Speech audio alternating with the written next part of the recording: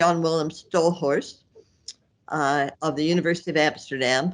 He's a professor of economics and business there, and his particular interest is in strategy. And he'll be talking to us today about an evolutionary theory of the firm. Now, I would ask everybody, including myself, to turn off our pictures and our mics while the talk is on. And when the talk is over, please use the hand signal to ask questions or make comments. I'll turn myself back on then, and I'll call on you in order, I hope, if I catch them, okay?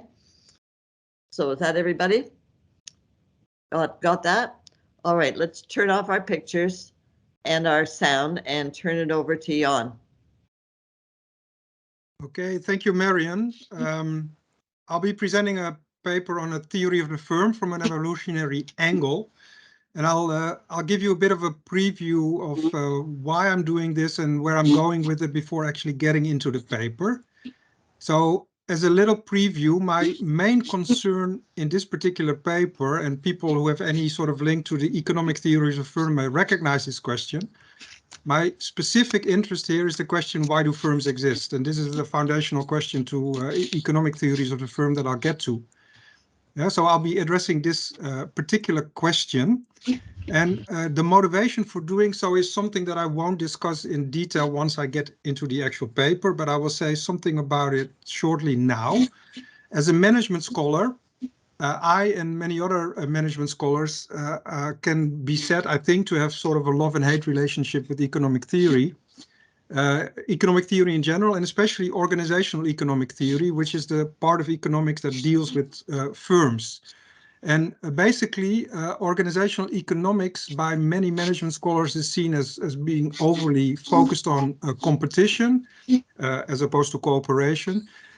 Also based on an incomplete model of human behavior that only recognizes self-interest and overlooks what Adam Smith called the moral sentiments.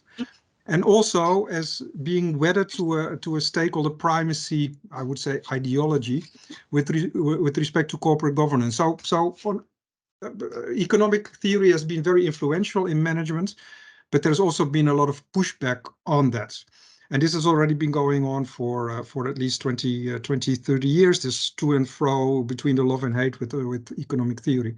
And especially in my own sort of subfield in management, which is strategy, there is also more recently a development where mainstream strategy scholars, including some of the bigger names in our field, are basically coming over to a more stakeholder-oriented view of the firm and of corporate governance. And some recent authors, for instance, have said that taking a more stakeholder-oriented view of theories of the firm, in fact, stakeholder-oriented views of capitalism more generally, may require a new theory of the firm. And a new theory meaning a theory different from the received economic theories of the firm. There's all kinds of non-economic theories of the firm from sociology. Those are not my main concern in this talk here. And against this background, so these strategy folks that mostly have also a training in economics, asking for a new theory of the firm, I present this particular paper today. So the purpose of the paper, in an important sense, is to go back to first principles when developing a theory of the firm. So I'm going to come at the problem from a quite different perspective than traditional organizational economic theory has been coming to the problem. So I'm going to answer the question differently than organizational economics has done. But at the same time, I want to not throw away the baby with the bathwater. I want to retain as much as possible the elements of economic thinking that I think are very relevant for understanding human organization in general and firms in particular. So again, I'm with the preview here. Yeah, I'm going to do that obviously from an evolutionary angle. I'm going to apply that angle to the cogent question, why do firms exist? And I'm basically going to explain human organization and specifically the form of the firm and especially the corporation, the public corporation. I'm going to explain that from a gene culture coevolution perspective. Yeah? I'm going to argue for three conceptual pillars: multi-level selection. I saw that David is here, so we've of course in the Darwin Club have heard talk about this. I can go probably quite quick on a multi-level selection. I'll be talking about moral sentiments as a second pillar and about corporate personhood as a third pillar.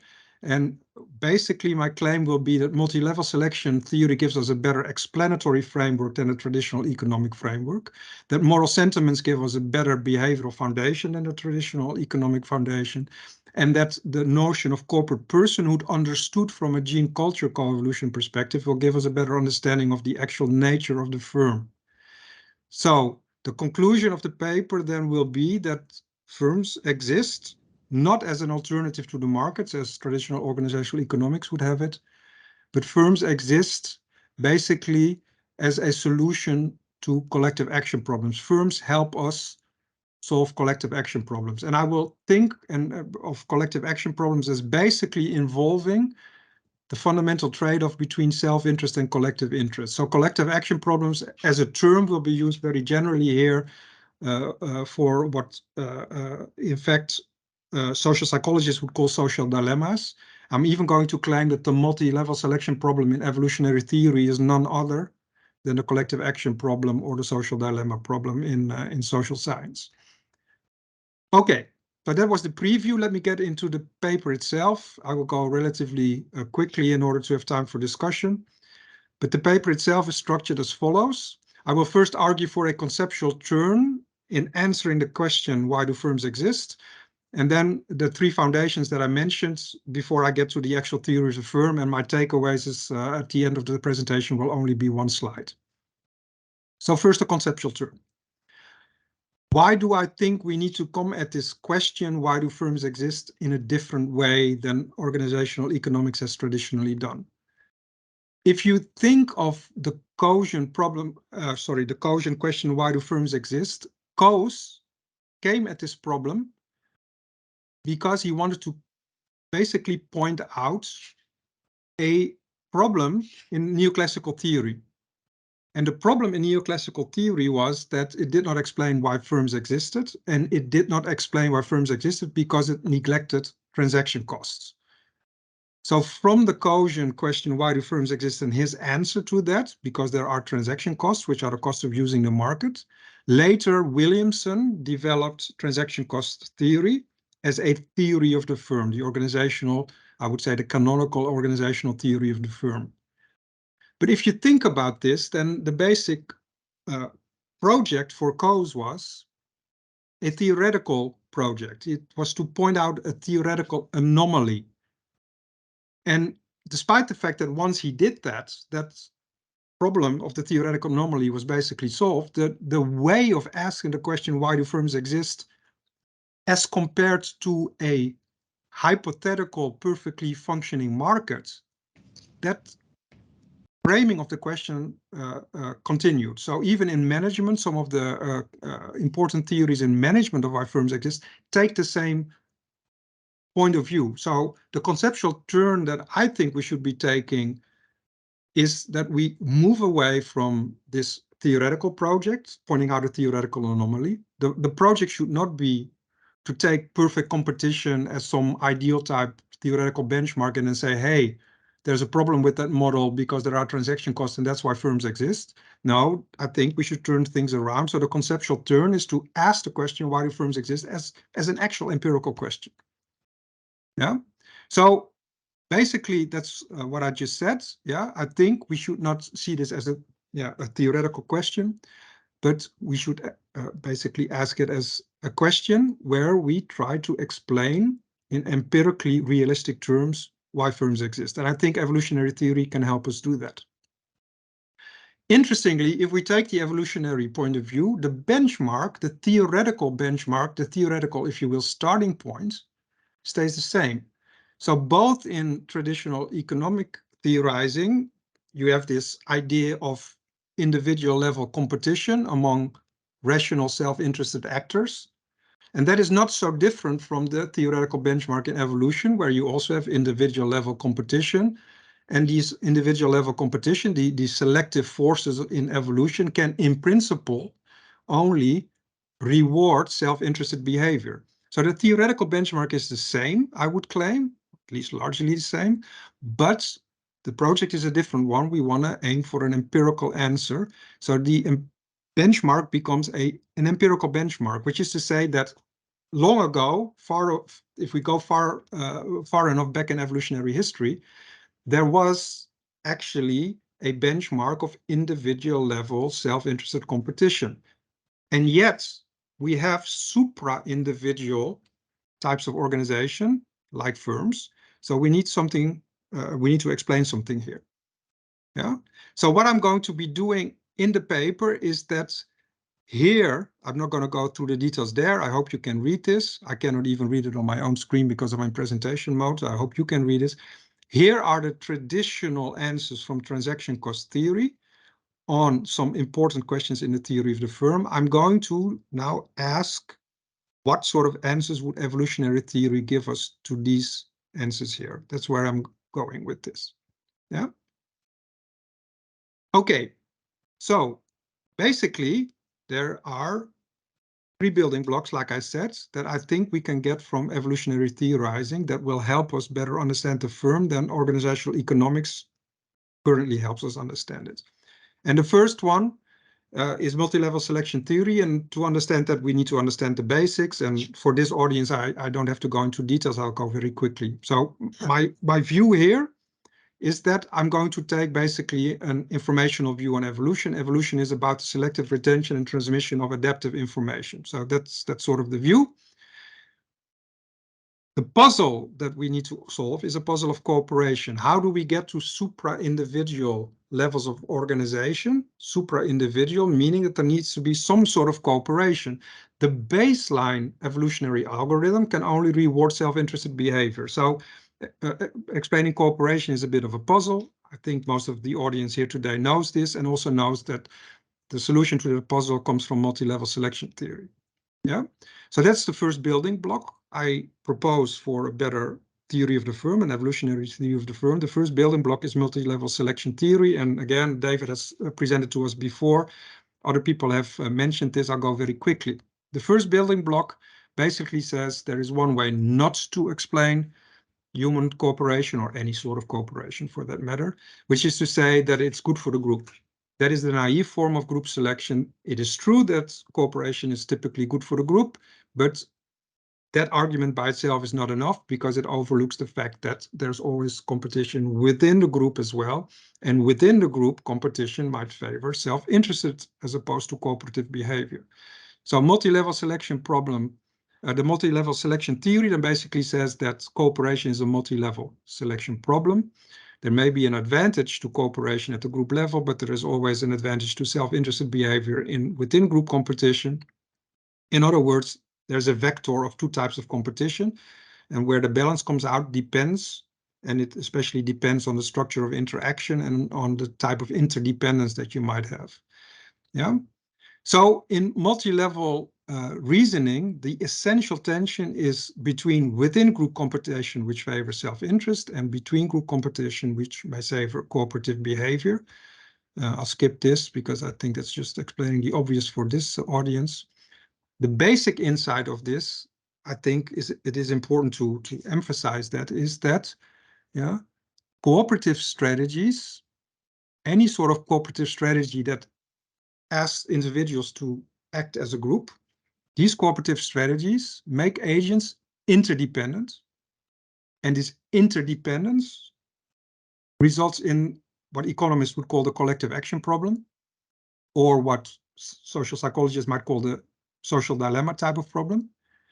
And these are situations in which there is a tension between the self-interest, often the short-term self-interest on the one hand, and the collective interest, often the long-term collective interest on the other hand. So I'm going to use collective action as a label for this multi-level selection problem, collective action problem / social dilemma. I will treat them as one and the same. And the tension between self-interest and collective interest is central here. Yeah. That then leads us to the first principle, I believe, foundational principle for a proper theory of the firm, which is that any sort of supra individual form of organization exists because the agents involved, whatever they are, in our case, humans cooperating in firms, yeah, these agents evolve the ability to overcome this collective action problem. Yeah? Okay, so that's the first principle. The implication of this is that when we study supra-individual forms of organization, as we do when we study firms, we should always have this multi-level selection perspective in focus. And my claim is that traditional economic theorizing doesn't do that. It typically has only one level of competition in focus. At least transaction cost theory, which is probably the most widely accepted, most basic theory of the firm in organizational economics, typically looks at bilateral relationships and at one level of competition. And I think we need to always have two levels of competition in focus. Which brings me to the second building block, which is the genetic part of gene culture coevolution. Again, I will go relatively fast. In fact, a year ago, I presented something that had some elements of what I'm going to say in the next sort of 10 slides. Yeah, but the genetic part is that, well, first I should say gene culture coevolution does not limit itself to genetic evolution. It also looks at the cultural side, and I'll get to that. Yeah, it basically says that genes basically allow under certain circumstances for culture to evolve, and culture, which is basically about information transmitted by learning, can then feed back on genetic evolution. So there's feedback loops between genetic and cultural evolution. That's what gene culture coevolution is basically about in essence. So on the gene culture coevolution theory, I'm now on the genetic side of things in order to try to better understand human cooperation. Yeah, so let me do that first. Human cooperation basically became possible. This is the claim here, and I think there's a lot of literature to back this up, because we as humans evolved a particular type of psychology. So our human social / moral psychology, our social and moral psychology, basically evolved to sustain a cooperative survival strategy. And the implications of this for economic theorizing are quite profound, because economic theorizing typically always is about self-interest and about self-interest only. But if you realize that we became and could become cooperative because we evolved a moral psychology, then obviously we're missing half of the story. Yeah, and that half of the story is what I'm emphasizing here.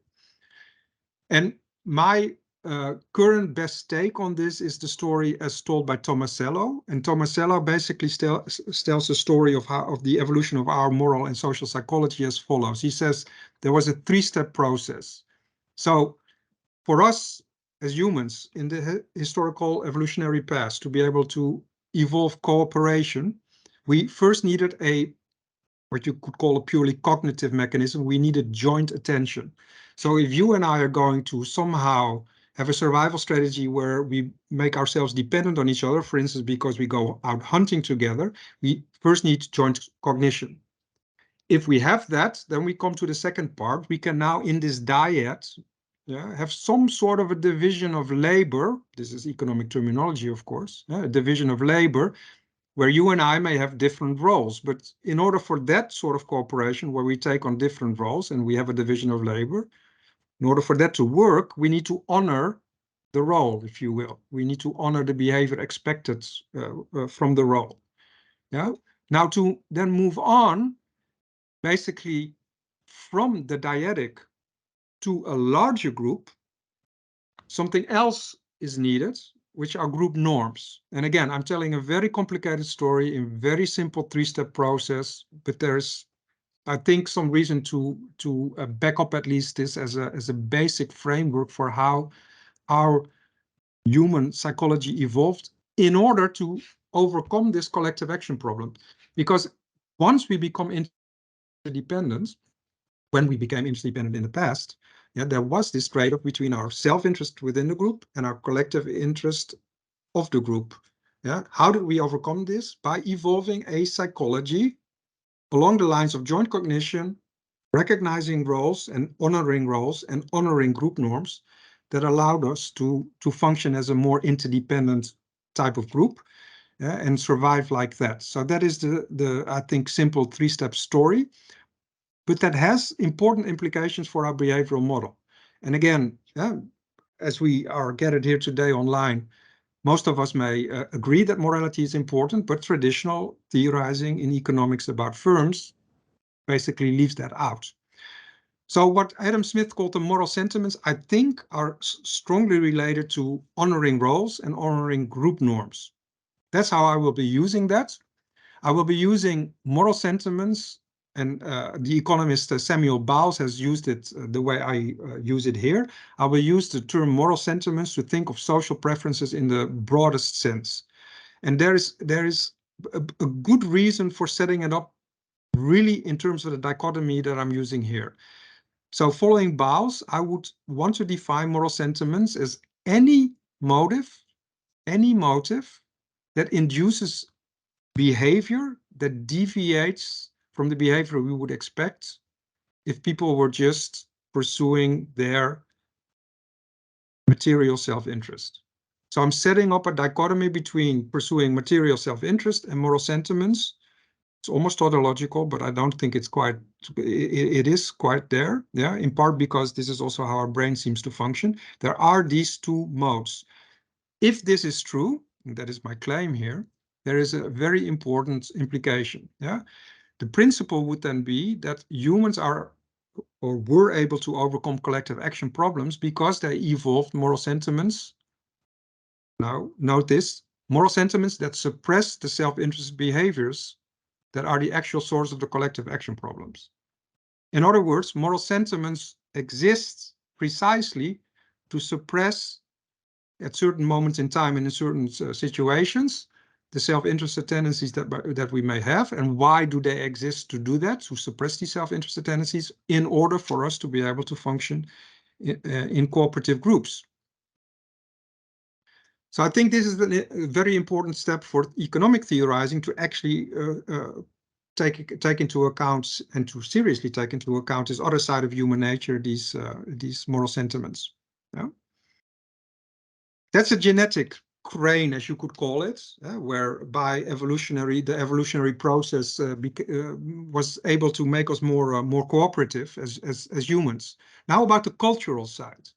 So far, what I've said would apply to any type of human organization. It's not specific to firms as such. In order to get to firms, we need to better understand the cultural side of the story and what it is that is specific about firms.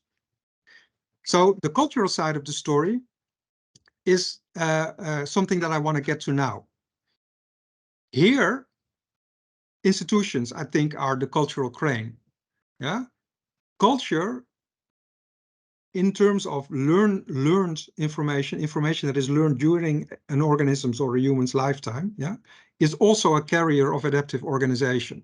And again, to keep very complex things relatively simple, I think we can tell the main points of how we get to the specific type of organization that we call firms, again, in a three-step process. So with Tomasella, we had 3 steps for moral sentiments. Here we have 3 steps for firms as cultural institutions.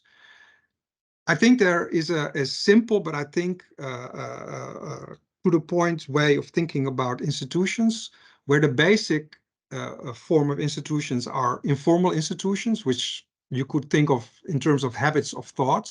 Yeah, this is how Veblen, the original American institutionalist, called them. Institutions as habits of thought that basically carry adaptive information. So basically, these are habits of thoughts in human brains.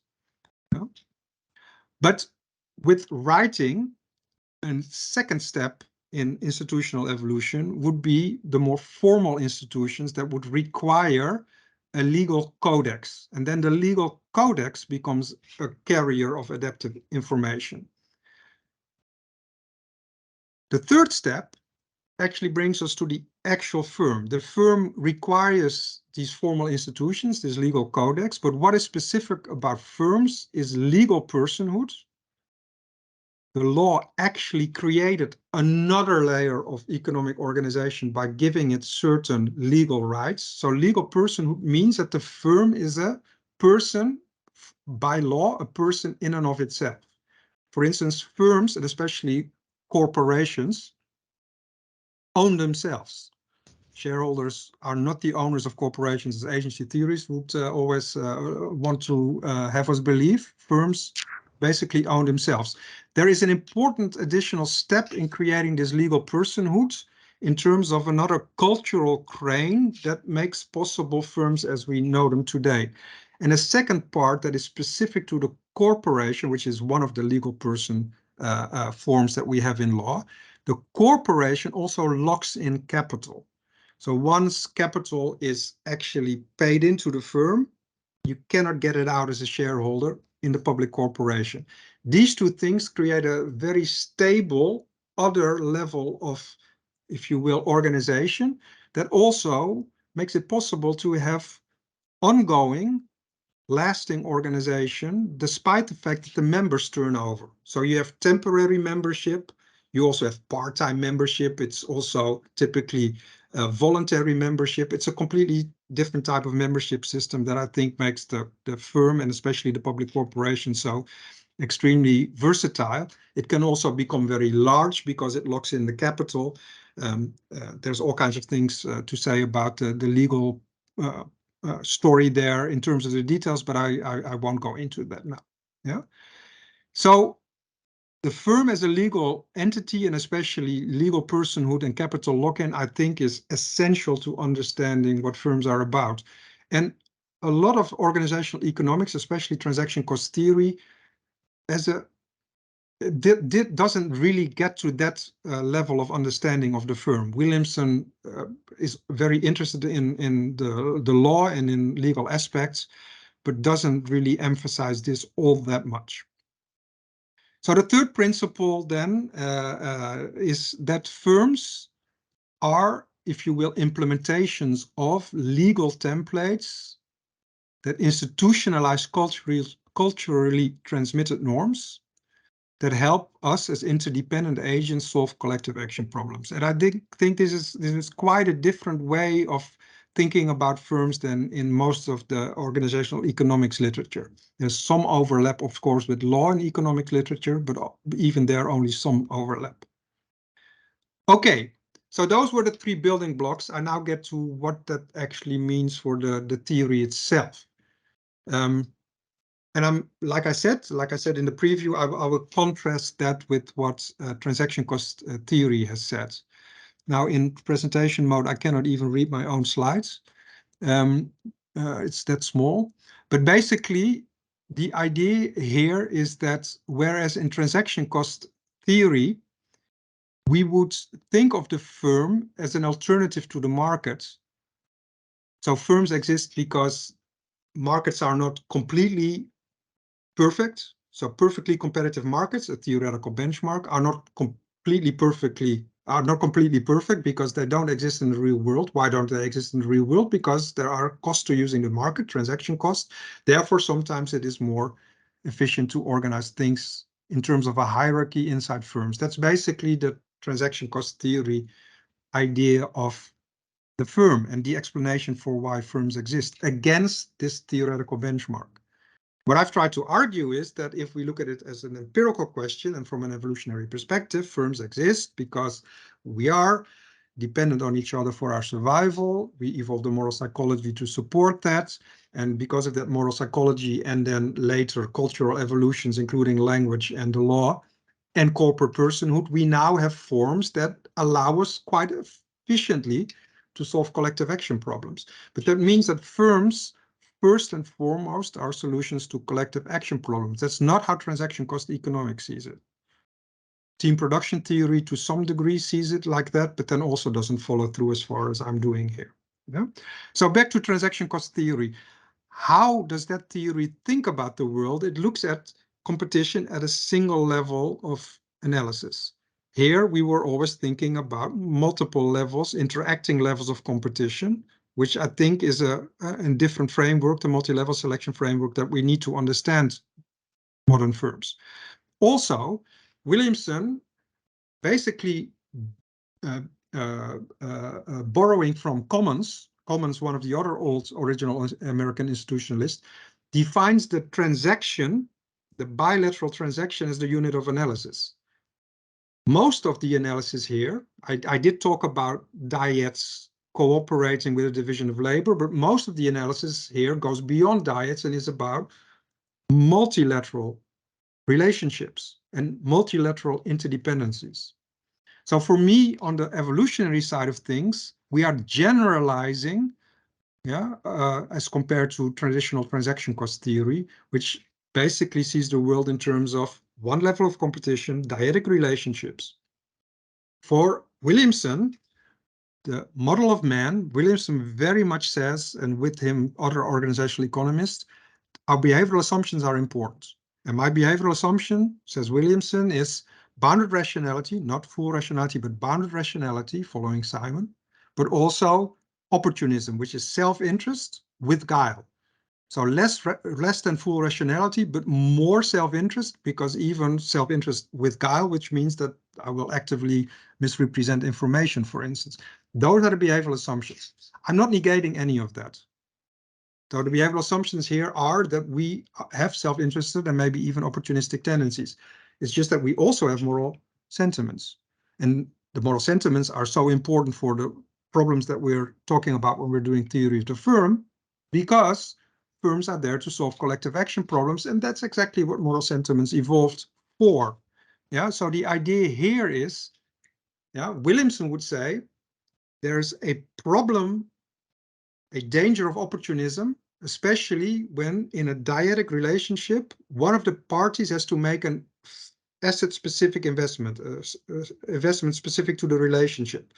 That creates a hold-up problem, and then the other party can behave opportunistically. That's why you need a hierarchy, because the market cannot solve that problem. In the market, you have competition, but once you have what Williams calls the great transformation to a dyadic relationship where there's an asymmetry in power, then you're better off with the hierarchical solution, because that will take care of the opportunism. Not exactly clear how it will take care of the opportunism, but that's the idea. Again, my claim is that I'm generalizing across this, because interdependence gives the problems, problems of opportunism. Interdependence opens the door to opportunism, but in many more ways than just the hold-up problem that Williamson is so focused on. For instance, the problems in agency theory between principals and agents are just another form, but so are team production problems. So are the creation of externalities. All kinds of welfare reducing problems because of opportunistic behavior among interdependent agents are now part of the analysis, not just one of them. So again, I'm thinking that this is generalizing across many of the things that organizational economics has been talking about. For the sake of time, I'll go towards my conclusion so that we have a bit more time for discussion. So these are some of the ways of contrasting what an evolutionary approach to theorizing about the firm can offer, as compared to what transaction cost theory already offers. Let me unpack a few other implications before I conclude.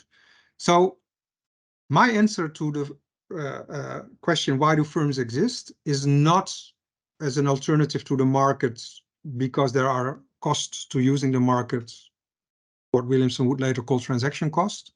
No, firms exist because they help us as interdependent agents solve collective action problems. They do so by appealing to moral sentiments, and they do that through the implementation of institutionalized norms related to group membership and specific roles. For instance, an independent board is one of the important roles, but I don't have time to unpack that now. There are some other theoretical implications and extensions that you could make based on this, but I think for the sake of time, I will not go into the details here. But I think, again, that what evolutionary theory can help us do is in large part generalize across some of the problems that transaction theory has already touched upon. There's also a practical implication that's maybe not unimportant to hammer down on that a little bit before I conclude. So what does this mean in practice? I mean, is this just a theoretical exercise and we have maybe a better view, a better model of the world than economists do? I think, yes, we do. But I also think that this better model of the world, this better explanation of what firms are and why they exist, also has really important implications for how firms are managed, and especially how we could think about corporate governance, so the control of firms. Yeah? There is a debate there that is ongoing, and certainly in my own subfield of management and strategy, it's at this moment going on.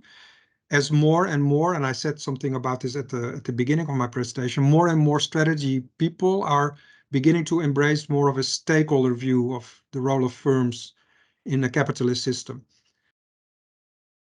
The long-going debate here is called the debate about the purpose of the firm. And this is where these theories of firms, either the economic theory or alternative theories like the one I've been trying to outline here, where they become practical. So there is a standard economic narrative about capitalism, which is all about competition, self-interest, and shareholder primacy. Yeah, that's a narrative, call it neoliberal, whatever you want, a narrative of capitalism. Yeah, but there are theoretical foundations for that narrative, which are largely coming from organizational economics. Maybe even more from agency theory than from transaction cost theory, but they are coming from organizational economics. If we want an alternative narrative of capitalism, and more management scholars are going there, including strategy folks who typically have an economic background, even some financial economists are beginning to go there, which is a bit of a surprise. If we want an alternative stakeholder narrative, yeah, and there is that development, what is the theoretical backing for that alternative narrative? I don't think we have one at the moment, not a full-fledged one, not one to compete with the economic foundations, but I think that what I'm presenting here today may go some ways towards that. I think there is the possibility of actually grounding, theoretically grounding, in an empirically realistic way, an alternative theoretical perspective on capitalism that actually is consistent with the stakeholder approach. So for the discussion on the purpose of the firm, that means that the role of management is no longer to just maximize shareholder wealth or the financial value of the firm or profit or whatever agency theory would call it, would want to say that the role of management is. No, the role of management on this evolutionary view is to help us solve collective action problems, and doing that in a way that appeals to our moral sentiments. That is the opposite of what agency theory would have. Agency theory would tell you to basically appeal to people's self-interest in order to align interest between principles and agents, da da da da da. My point here is that on this view, that exacerbates the problem, appealing more to self-interest. If our brain is indeed organized in terms of an antagonistic, self-interested and moral sort of system or subsystem, if you will, and the neuroscience also seems to point in that direction, then what agency theorists tell us to do, what tell corporate governance to do and managers to do, actually makes the problem worse. Yeah. So the practical implication, I think, for management and corporate governance is quite important. So let me conclude. What are the takeaways from this? I think I already more or less summarized them. I only have one simple slide. There is much more to say about this, but let's do that in the discussion. What I've tried to say is that there is the possibility through evolutionary theory to offer a fundamentally different perspective on the firm. A perspective that is different from organizational economics, but that still accepts many of the concepts. I'm not throwing away the baby with the bathwater here, certainly not in the written version of the paper. I'm trying to more generalize across the things that organizational economics has been worried about. And I think evolutionary theory can help us look at that. I think the result is a theoretical foundation for a theory of the firm, or a theory of the firm proper, if you will, that is empirically much more realistic than what we have in current theorizing in economics. It's empirically realistic both in a historical sense of how we got to the firm and in terms of the behavioral sense, in terms of the actual behavioral model underlying the theory. And that's the last point. I think it's basically a perspective that has important practical implications and that supports a more stakeholder-oriented view of capitalism. And I think that that view of capitalism, that alternative narrative, really needs some theoretical support. And I hope this contributes to that theoretical support for the stakeholder narrative just a little bit. Thank you.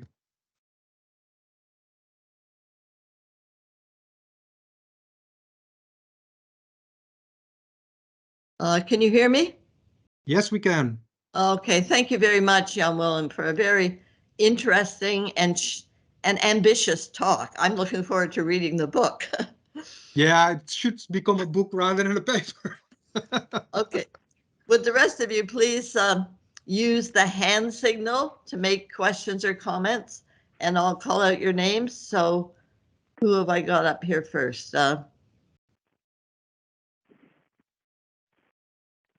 Okay, Brian Smith, do you want to say something? You have a hand signal? Yes, I can. Yes, I can. If I can, please, Jan, I'm interested. You seem to emphasise that these two theories, the for want of a better term, the economic explanation and the evolutionary explanation are not conflicting, but they're more complementary. And if I understand you correctly, and I was wondering if you see them as having different strengths or making different contributions to the explanation of the firm in different contexts. So to explain why, very briefly why I asked that question, I see firms, particularly very financialized firms, typically American, in which the economic self-interested explanation would seem to be a better explanation. And I see other firms, typically less financialized, typically more European firms, in which the evolution explanation would seem to be a strong explanation. I wonder if you had a view on that. Yes, thank you, Brian. I think it's very relevant what you're saying there. There's two ways of answering this. So I think that if we take this evolutionary view, we're giving a general explanation of human organization and also of specifically firms, a general explanation that I think holds. At the same time, whether or not, and on the first part of your question, I think that the evolutionary theorizing just leads to a superior theory than the economic theory. In part because, and this is why I keep emphasizing continuity with the economic thinking, I think it allows us to generalize across many of the things that organizational economists have worried about. I'm not discounting very much of what they worry about. I just think that there is very different ways of thinking about the solutions. So on the first part of your question, I get to the practicalities or the explanation of actual firms out there in a second. On the first part of your question, my own view is that the theories are not so much complements. I would certainly amongst us here, as we're gathered here today, I would basically claim that an evolutionary theory is way superior to what economics has to offer. So in that thing, I don't think they're complements or substitutes. I basically think that an evolutionary theory is far superior to what economics, it's superior to what economics has offered us. Now to the second part of your question. I do agree with you that if you look at certain types of firms and certain types of environments, that the traditional economic theorizing explains relatively well much of what you see happening in there. Not everything, but much of what you see happening there, and especially maybe some of the things that we don't like about what is happening there. But an important reason for that is what people have also already long pointed out, the self-fulfilling nature of social science theories. It's sometimes called the performativity of the theory, of the language of the theories, actually. And the idea there is that if people start enacting the traditional economic worldview, creating the sort of competitive, self-interested, strongly financially incentivized type of environment, that you get the sort of behavior that their theory is assuming in the first place. Yeah, basically what is happening in those sorts of environments, I think, is in large part dysfunctional, in the sense that these sorts of environments create the situation that crowds out the moral part of our brain, if you will, and gets people to behave only in response to their own self-interest. So yes, that would mean that their theorizing, the economic theorizing, can maybe in some circumstances, maybe better explain what is going on. Or no, I should say, can explain very well what's going on. I don't think it's necessarily better, because the evolutionary theory allows for that explanation. It still allows for the fact that if you put people in a very particular type of environment, then that the self-interested part of the brain turns on, the moral part turns off, and we get the sort of behavior we don't want. So I think we can still explain that with the theory I was trying to present.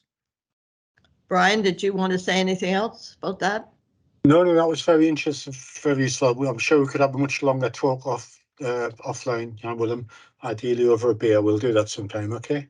Okay, I'm going to call on David, but first let me just ask, should we have Jan take down his slide? And if so, then I'll be able to see more of the participants that might want to say something. Actually, I'm gonna ask Jan to put up a slide. If you could just keep the slides up a little bit longer. Jan, could you go back to the slide which had something on the behavioral assumptions? You had a table and there were behavioral assumptions. This one? Yeah, thanks. So first of all, thank you. And I love the talk, and I think it's very conciliate with everything that I'm doing, including my project with Dennis Snower.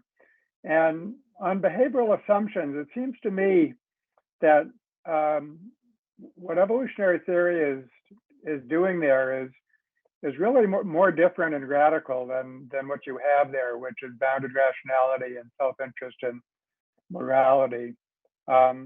And the way I would put it, just to keep it short and two facets, it inherently involves, I think, and especially when you begin thinking about some kind of stakeholder value theory, is thinking on behalf of the whole system. And in this case, the whole system is not just the corporation, but it's the much larger ecosystem within which the corporation resides. That's what stakeholder value theory, what else could it be? Is that the corporation has to function as some kind of solid citizen within a larger ecosystem.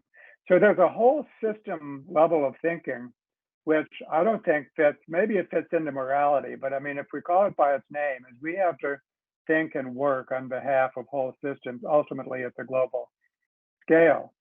And then at the level of the individual person, I think very often what you find in a corporation or any group that's well structured, and in my terms, it implements Elinor Ostrom's core design principles, you find that in those very highly trustworthy and appropriately structured social environments, that there's a psychological shift, and actually members of the group behave in a way which is much better described as altruistic than selfish. In other words, they put the goals of the group ahead of their own goals. In religious terms, they treat things as sacred. And so there's a whole dimension of human psychology, which is other and group oriented. And really, we shouldn't be calling it self-interest or bounded rationality. Call it what it is. It is thinking on behalf of the group. So I briefly summarized two levels: more analytic thinking on behalf of the group, where we would do a scientist, which doesn't necessarily having an altruistic mindset. And then in the context of real groups, just tapping into that other oriented dimension of human psychology. And those are the groups that work best. And so So what do you think about all of that? And how do you think it should be reflected in your behavioral assumptions row of your table? Thank you, David. Yeah, I think we're largely aligned in certainly on the main things here. On your specific points, so I'm taking two things away from you, and I'm not sure that they're so easy to reconcile. So on your second point, I completely recognize that.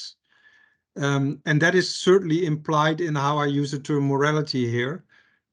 Your second point was that people within a group, at some point you called it a psychological shift. I think that's a nice term. People make a shift and start really, thinking differently in terms of what is important to them. It's not so much the self-interest, it's the interest of the group. That's what you were saying. I think that is very closely related to how I was trying to, even if very quickly, how I was trying to develop the term morality here.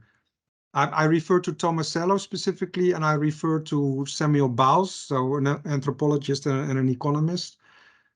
And in both cases, the morality is very much about anything that is driven by, if you will, in-group sympathy. Yeah? And I think that's the easy part. So but there I'm completely aligned with you, and that is very much included in the morality here. Again, I sort of used Samuel Bowles' very broad definition of moral sentiments as anything that goes against what you would expect from a purely self-interested person, which is a very broad definition to set up this antagonism between self-interest and this broad category of morality. So anything driven by in-group sympathy and sacred values, I think fits perfectly in there. It's certainly implied here. The first part of your remark, I'm somehow a bit more skeptical in the following sense. I don't want to negate the importance of what you said, but I'm skeptical whether our psychology is that well adapted to it. The first part of your remark was at the systems level. And if we accept that our moral psychology largely evolved in a multi-level selection type of environment, where what was good for the group in competition with other groups got reinforced as being moral and cooperative, we still have the problem of how groups compete with other groups. And at the total systems level, it's not so obvious that our morality is attuned to that. So what some people have called parochialism is, I think, one of the if you will, misfits, the evolutionary misfits in our psychology. And I've written quite a few things in the stakeholder theory realm in the last few years. Some of them in some of the biggest management journals. And I side with the stakeholder theory narrative, and I'm trying to give more theoretical foundation for it. But as I'm doing that, I also recognize that we're maybe not so well adapted to optimize at the level of the system as a whole, because we have this. It's easy for us to do what's good for the group, but it's not necessarily easy for us to do what's good for the system as a whole. Joshua Green and other morals philosophers make similar points, I think. And my belief is that there we really need very smart thinking about governance solutions that tap into the morality that we do have in order for us to solve the problem at the system as a whole. For instance, climate change is one of them. We need to really think about, I think, cultural governance solutions that correct for our evolutionary psychology misfits, where we are too parochial and we cannot sort of easily take into account the greater good of the whole system. I think that needs a lot of work and very smart governance solutions. Is that enough for you, David? Yeah, well, a very brief follow-up, but you, and what you just said, are acting as an agent on behalf of the whole system. You find it possible to do it yourself, right? And I think that it's quite interesting. I mean, that observation to me is quite, and that it must be done unless somebody is actually thinking, how are we going to make this thing work at the level of the whole system? And of course, it will require very clever governance rules for sure. Yeah. But nevertheless, the question is a question asked on behalf of the whole system. And you and me and just about everyone here doesn't find it that difficult to think at that level. And I think that's in large part because we already think that level at mesoscale. If we were to ask that kind of question for a large corporation or a you know, a nation, whatever, that's a group among other groups, and the kind of thinking, the same kind of thinking applied to a global scale is actually very little different. But there's a long conversation there, and I'll pass to the next person. Okay, let's go on. I have a number 2 with their hand up and no name. You've got earphones on. Okay, yeah, I have. Okay, ahead. thank you, Tobias Johansson or Tobias Johansson. Super interesting. One suggestion and one comment that I would like to hear you elaboration on. I think that one behavioral foundation that perhaps could add something very fundamental to this analysis compared to the economic story is not only bounded rationality, but also bounded intentionality. I think that some of the institutionalist theorists are using that quite much to build some kind of social psychology theory of institutional logics in a sense. So, because what the economist people have done is that they have prescribed our intention so clearly on us. It's wealth maximization or owner profit maximization or something like that. So for them, the firm has a very clear intention, or actors or agents have them. But one part of the collective action problem is sense making of intentions. So if you could add that, I think that your theory would be even more strong, that firms hold some kind of sense making or democratic comparing it to if individuals just work together. So that's a suggestion. Just another thing, if you develop a theory about the firm or whatever, some kind of general theory, I would also like to hear something about how that theory could be used to explain variations among firms or within the firm. Because as you know, we have these, very US-based firms with divisional structures. So in a sense, the firm is a vehicle to create competition among subunits in the firm. In order to yes, just to hear about your thoughts about what an evolutionary theory would add to the internal structures of a firm. Yeah, thank you. Thank you, Tobias. Yes, let me start with the first remark. I think I agree with you there. One reason that I might hesitate to add that angle in this particular paper is that I'm looking for the right positioning for this. It is already a very big story, right? And I'm sort of trying to do a lot at the same time while still having enough focus for one paper, like for instance for AMR, where I published before, so I sort of know how to do those papers. But even then, it's a long shot to get this all. As Marion was saying, I would like to read the book, and she's probably right. I'm trying to do a paper here, and one of my tricks in pulling that off, if I ever pull it off, is going to be to find the right positioning. And I like what you're saying about bounded intentionality, but it would require, as you signaled, sort of linking up to yet another whole branch of literature that's more from sociology. And now Marion is sort of also saying sociology, but this is a particular type of part of sociology, organizational sociology, OMT, as we would call it, organization management theory, but mostly with a sociological angle. And then things like sense making and organizational logic, of course, are very, very, very important topics, especially the logics would be an important topic. So I don't disagree with you there. I do think it would make it potentially even more general, but it would also open me up to reviewers that I might not want on this particular paper, which is a very pragmatic answer. I realize that, but that would be my. So again, I appreciate your point. I also agree with it. I would hesitate to bring it into this paper. Then on your second point, I agree maybe even more.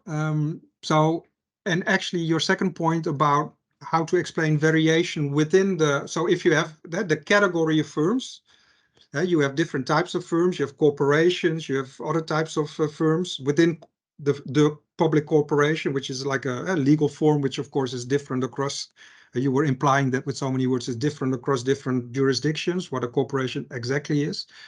I'm sort of, the Dutch system is very peculiar, for instance, it's, but at least in some ways. And then of course, within the subsection of firms that we call corporations, there is further variation, and an important part of why we have firms is because, yeah, they compete, and in competing, they change, they evolve, they adapt. So there's at least two other things there. The first is this variation, and that fits the most closely to the organizational economics perspective that I sort of use as a contrast here, because if you write for organizational economists, I will tell you where's the comparative efficiency analysis. Yeah, I've done a paper recently about corporate governance where we basically had those reviewers, and we were forced even more than we had some implicit comparative efficiency analysis. They forced us in the direction. So I actually have a paper that's coming out in AMR on a stakeholder theory of corporate governance that does some of that, of the different forms and efficiency arguments for why you would get different forms. So I think that would fit this sort of perspective very well. I'm not sure if I have room in this paper. Like I said, I have a forthcoming paper that does some of that. But there's also I think the more cultural variation, and that gets us into the more normative side of things, and how you would want to organize things, and that is still something that I'm also thinking about, that I would like to write about, because ultimately we want, I think, to use these sorts of theories to have some sort of a policy advice. Yeah, and I think there is something to be learned from making these comparisons within the category of firms in terms of what works and what doesn't, especially when it comes to dealing with the larger societal problems, call them grand challenges, or what you have.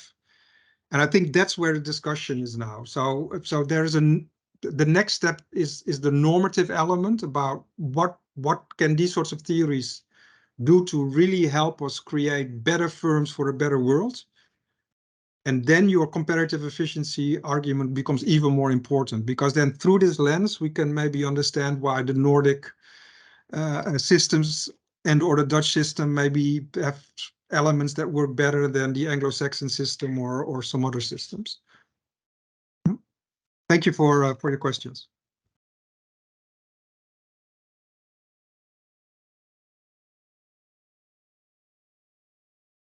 You're muted, Mariam.